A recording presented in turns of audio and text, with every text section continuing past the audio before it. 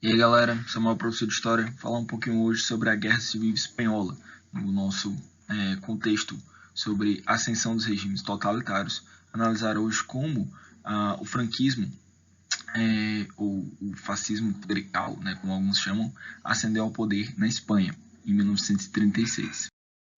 Pois bem, para iniciar, eu trouxe aqui um mapa da Espanha, para que vocês possam situar quando eu citar algumas regiões, né? Isso aqui é a Espanha. E, bem, dentro da Espanha nós temos algumas regiões que têm peculiaridades culturais, né? Tem sua própria língua, por exemplo, como a Galícia, onde eles falam galego, a Catalunha, onde eles falam catalão, e o País Basco, onde eles falam euskera, né? No resto da Espanha, o espanhol é a língua predominante, né? Mas nessas regiões aqui, nós temos essas peculiaridades. Pois bem, então veja aí que, primeiramente, já não é um país com uma uniformidade linguística, né? Tem uma diversidade cultural. Então, como era o contexto da Espanha no começo do século XX? Primeiramente, a Espanha era um país atrasado, né, do ponto de vista tanto político como econômico. Né? Do ponto de vista econômico, comparado com outros países europeus, a Espanha ainda era um país fortemente agrário, né, e com uma forte concentração de terras, portanto, uma forte desigualdade social também. E em um contexto onde os países europeus estão todos disputando ali a Ásia, a África, a Espanha praticamente não tem participação nesse processo. Ela vai ter uma fraquíssima participação na corrida imperialista pela África, né, ali em regiões do noroeste da África, o Saara Ocidental e o Marrocos, mas mesmo assim vai conquistar com uma dificuldade gigantesca. E a Espanha também vai perder grande parte do seu império colonial em 1898, né, com a Guerra Hispano-Americana. Lembre-se lá desse conflito, nós falamos sobre ele quando falamos de imperialismo norte-americano. Os Estados Unidos, alegando, né, que navios seus haviam sido atacados, ataca a Espanha e com isso obtém as Filipinas, Cuba e a independência de Cuba, né, e ganha como colônias Filipinas e Porto Rico. Todas essas colônias eram colônias do Império Espanhol. Né? E lembrarmos que no começo do século XIX a Espanha teve um golpe gigantesco porque perdeu a grande parte, né, do seu império colonial, com as independências que nós vimos também na América Latina. Independência da Argentina, do Chile, do Peru, da Colômbia, do México, enfim. Então, esse processo aqui nós já vimos quando falamos de imperialismo norte-americano, e as independências na América Latina nós vimos também. Né?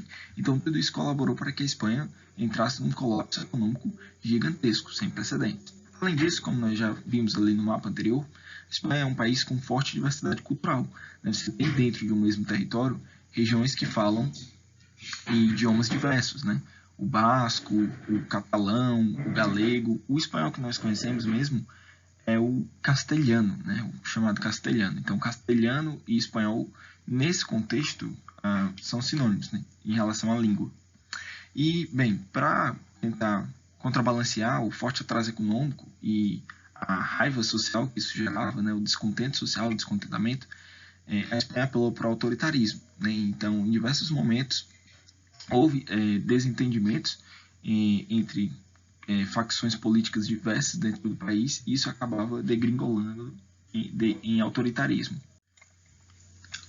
Então, você observa aí, né, um atraso econômico, também um autoritarismo no campo da política, e há uma disputa muito grande na história da Espanha sobre o papel que a Igreja Católica exerce na história do país. Né? Então, havia um grupo muito favorável ao papel da Igreja Católica na construção da sociedade espanhola, que é um grupo com uma vertente mais conservadora, e havia um outro grupo com uma interpretação muito crítica à atuação da Igreja Católica, né, de descontentamento mesmo, né, achava que o desenvolvimento da Espanha só viria com o desenvolvimento de um Estado secular, um Estado laico, onde a presença da Igreja Católica fosse mais fraca, né, não fosse tão forte como era. Então, isso marca bastante os conflitos na Espanha. Né? A Espanha já havia passado por 2 guerras civis no século XIX, em grande parte por conta disso aqui, tá? E bem aqui, né? País dividido politicamente, como eu disse, né? A Guerra Civil Espanhola que nós estamos tratando aqui é a Guerra Civil Espanhola do século XX, mas no século XIX a Espanha já havia passado por 2 guerras civis, uma entre 1830 e 1840 e outra nos anos 70 do século XIX. Pois bem, no contexto aqui do século XX, né, o que aconteceu? Como eu disse, era um país dividido politicamente, divisão política muito forte, entre liberais de um lado e conservadores do outro. Né? E aí, nesse contexto, né, de depressão da sociedade espanhola por conta da perda das suas colônias, da incapacidade do país de encontrar um desenvolvimento econômico, né, do atraso, uma sociedade agrária, com uma influência muito forte da Igreja Católica, entre outros fatores que nós vimos, em 1923 vai ter início a ditadura do Primo de Rivera. O problema é que, em 1930, em decorrência do colapso econômico gerado pela crise de 29, o Rivera ele vai renunciar e o rei, a Espanha era uma monarquia, certo? O rei Alfonso XIII, com medo, né, do que poderia ocorrer, renuncia também. Então, a Espanha, que era uma monarquia regida por um ditador, esse sistema acaba entre 1930 e 1931. E aí vai ter início a Segunda República Espanhola, ou seja, a Espanha vira uma república, e esse nome Segunda República é porque ela já havia sido uma república anteriormente, tá certo? Esse é o segundo momento em que ela se tornou uma república. Lembrando que hoje a Espanha é uma monarquia, tá certo? Hoje, 2020, a Espanha é uma monarquia. Mas enfim, vem a Segunda República Espanhola. E é um período de forte instabilidade, tá certo? A crise econômica, obviamente, né? A depressão dos anos 30, as disputas políticas, né? Que nós comentamos aqui entre liberais e conservadores. Então, isso aqui marca fortemente esse período. E, além disso, nós temos levantes regionais muito sérios. Nós vamos ter uma tentativa de revolução proletária nas Astúrias. Lembra lá no mapa? Astúrias fica no norte da Espanha. Tá? E a Catalunha, a região da Catalunha, que corresponde a Barcelona, né? Que tem sua capital em Barcelona, ela tenta se separar. Ela tenta se separar da Espanha em 1935. Então você vê que é um período de fortíssima instabilidade. Né? Fortíssima instabilidade no país. Isso aí vai levar os militares a acreditarem que, bem, não é possível acreditar nas ferramentas institucionais da República. É preciso um governo central mais forte para poder lidar com essa situação. Né? E nesse contexto também vai surgir a Falange. Né? É um partido de inspiração fascista que vai reunir vários conservadores, que foi criado pelo filho do Primo de Rivera. Né? Então é como se fosse o Partido Fascista Espanhol, é a Falange. E, ao mesmo tempo, veja só, nós temos uma ascensão da direita e nós temos também uma ascensão da esquerda, porque em 1936, nas eleições de 1936, uma coalizão de esquerda vai ganhar as eleições, né? Que é a coalizão da Frente Popular, formada por socialistas, comunistas e anarquistas. Né? E aqui já começa, veja, o cenário para a guerra, né? Porque a ala militar, diante da instabilidade política, não acredita que a República pode prosperar, uma ala dos militares, né? E você tem um governo de extrema esquerda que sobe ao poder, em um contexto no qual a sociedade ocidental, de uma forma geral, tem medo da esquerda, né? Enfim. Aqui, a bandeira do partido falangista, né? Você tem um arado e no meio várias flechas. Retomando aquela leitura, aquela simbologia do partido fascista, né? Uma flecha só pode ser quebrada, mas várias flechas juntas, unidas, é muito mais difícil quebrá-las. E além do que o arado, né? Um arado para dois bois, representando essa ideia de união e ao mesmo tempo reafirmando essa ideia de que a Espanha era um país, digamos assim, agrário, rural. Essa era a tradição espanhola, é daí que vem a moral espanhola e isso tem que ser preservado, mantido. Além do que as cores, né? O vermelho, o sangue espanhol e o preto, né? Representando essa ideia de luto, né? de combate. E aí, só para vocês terem uma dimensão, né, do que eu falei, né, de como a sociedade internacional boicotava os governos de esquerda, as Olimpíadas de 1936 aconteceram na Alemanha nazista. Né?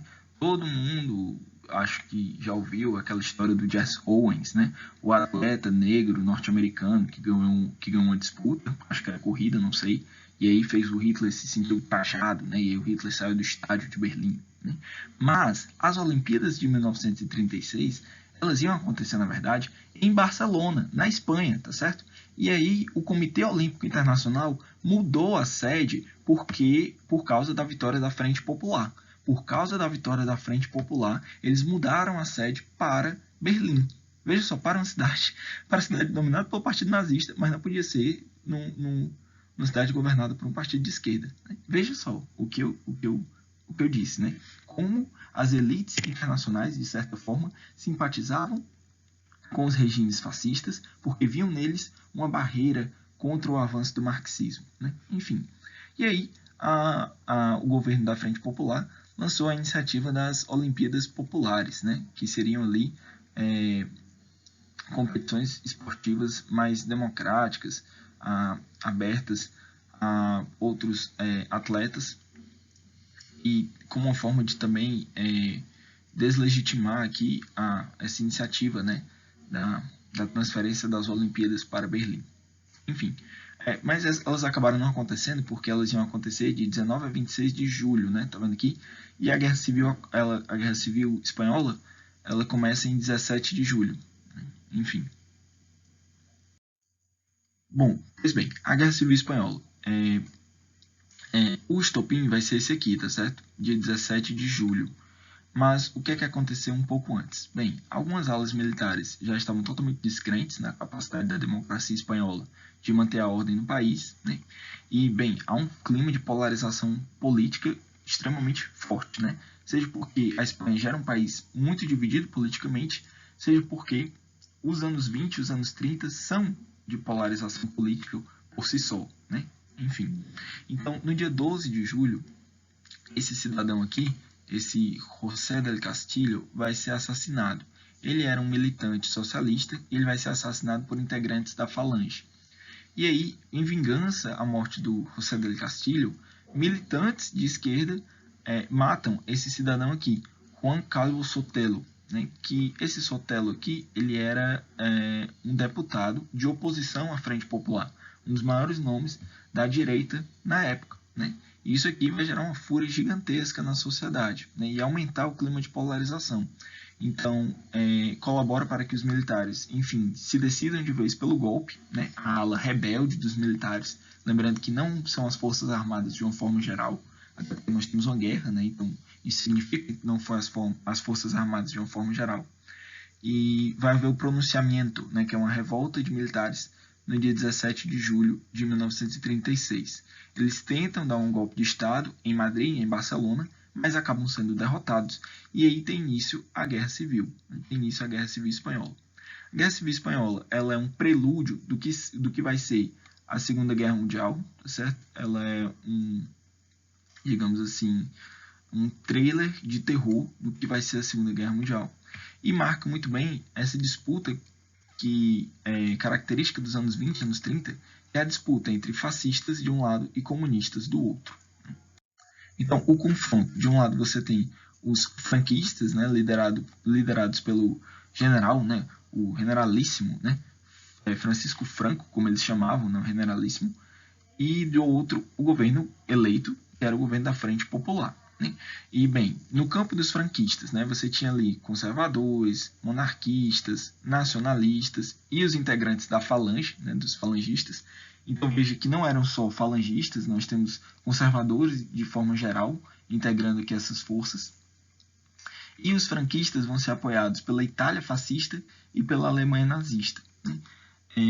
E do outro, o governo da Frente Popular, onde você tinha socialistas, comunistas, anarquistas, republicanos liberais, ou seja, pessoas que acreditavam na democracia, não necessariamente eram de vertente marxista ou anarquista, e a Frente Popular foi muito apoiada pela União Soviética. Aqui está errado, né? Era para ser URSS, mas enfim, pela União Soviética, e por voluntários, né? Foram formadas as chamadas Brigadas Internacionais, voluntários de vários países que foram para a Espanha ajudar a lutar contra o fascismo, né? Contra o fascismo. E também voluntários da Itália e da Alemanha, voluntários aspas, né? Que foram para a Espanha lutar a favor do franquismo contra o socialismo, né?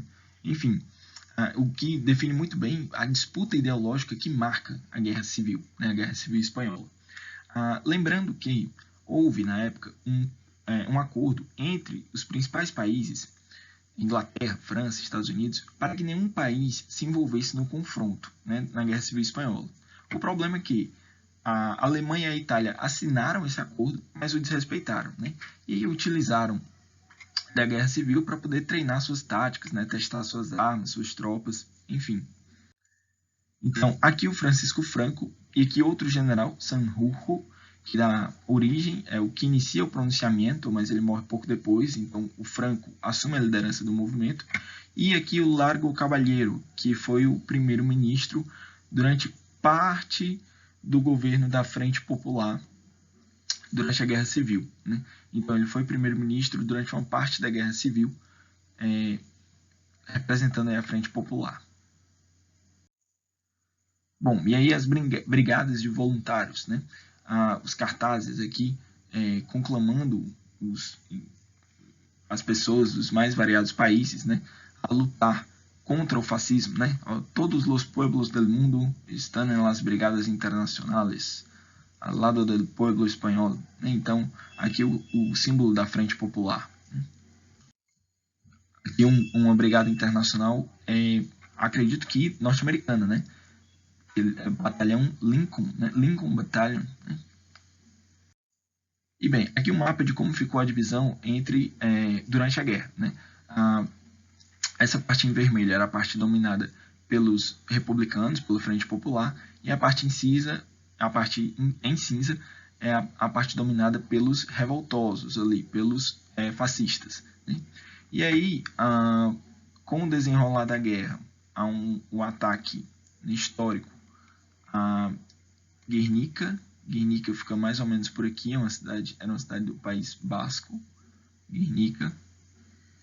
Mas os republicanos eles vão ser derrotados aqui em Teruel. Então, os fascistas conseguem isolar essa região aqui, dividindo as tropas republicanas, né? Por outro lado, os fascistas não conseguiram invadir Madrid, né? Não conseguiram invadir Madrid, mas com o final da guerra, lá para 1939 mais ou menos, conseguiram tomar Barcelona, né? E aí no momento que eles tomam Barcelona, a guerra acaba, porque o governo republicano havia se transferido de Madrid para Valência e de Valência para Barcelona. Então Barcelona era a sede do governo na época. E aí quando eles tomam Barcelona, a guerra acaba em 1º de abril de 1939. Aqui, né, um cartaz contra os fascistas em Madrid, né, no passarão, né? O fascismo quer conquistar Madrid. Madrid será a tumba do fascismo. Enfim, frases que nós vimos recentemente, inclusive, né? E aqui a destruição da cidade de Guernica, que inspirou o pintor Pablo Picasso a pintar o famoso mural, né, de Guernica, representando a destruição que ele viu na cidade. Esse mural ele foi exposto na Exposição Mundial de Paris, num painel que representava a Espanha. Foi uma tentativa do Picasso de tentar angariar alguma simpatia internacional para que apoiassem os republicanos, né, a Frente Popular, contra o fascismo. Mas acabou não dando certo. Então, é uma obra-prima, né, do cubismo, que acredito que talvez o Daniel tenha trabalhado com vocês, né? Mas, enfim, representando toda a destruição, né, que o Picasso presenciou na cidade de Guernica. Lembrando que a cidade de Guernica ela foi bombardeada por aviões alemães, né, aviões da Alemanha nazista. Então você tem aqui uma mãe com um filho, né, e uma alusão a Pietà. Você tem aqui uma pessoa que entra, né, acredito, num curral, né, porque tem um cavalo, a pessoa está com um lampião aqui. Enfim, várias cenas, né? Muito interessante. Bom, e apesar de tudo isso, de toda a resistência, o Franco acaba ganhando o conflito, e o conflito acaba em 1º de abril de 1936. E bem, toda a estética de inspiração, né, fascista, claramente. Bom, Então, a vitória dos fascistas vem em 1º de abril de 1939. A Espanha vai ser uma ditadura até 1975, né? Então, veja só, as ditaduras fascistas na Itália e na Alemanha acabam com o fim da Segunda Guerra, né? Então, 1945. Mas o franquismo, ele consegue sobreviver até 1975, 30 anos depois, que é só quando o Franco morre, em 1975, né? E aí a Espanha vai ficar, durante todo esse tempo aqui, né, um país isolado no cenário internacional e continua atrasado, né? Durante muito tempo permaneceu atrasado. Tanto que muitos especialistas ficam impressionados em como a Espanha conseguiu se modernizar em curto tempo, quando veio a democracia nos anos 80, anos 90. Né? Enfim, era isso que eu tinha para falar, galera. Agradeço pela atenção e até a próxima.